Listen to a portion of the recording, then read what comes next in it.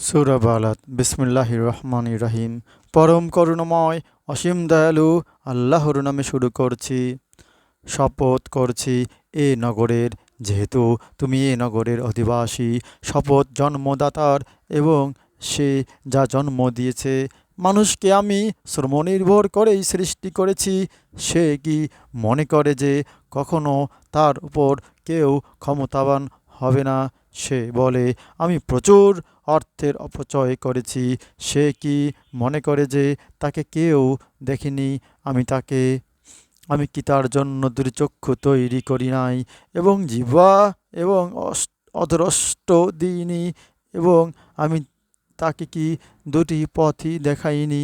সে তো কষ্টসাধ্য পথ অবলম্বন করেনি। তুমি কি জানো কষ্টসাধ্য পথ কি?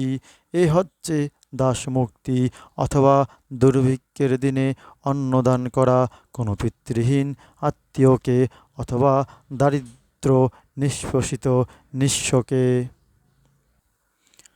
তদুপরি বিশ্বাসীদের এবং তাদের অন্তর্ভুক্ত হওয়া যারা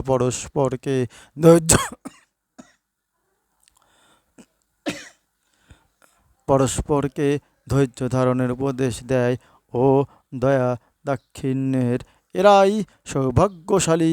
এবং যারা আমার নিদর্শন প্রত্যাখ্যান করেছে ওরাই হতভাগ্য। ওরা হবে অগ্নি পরিবেষ্টিত, যা হতে ওদের বের হওয়ার উপায় থাকবে না। সূরা বালাদ আয়াত 1 থেকে 20। আমাদের হে আল্লাহ পাক, আমাদের কোরআন বুঝে পড়ার তৌফিক দান করুন। আমিন।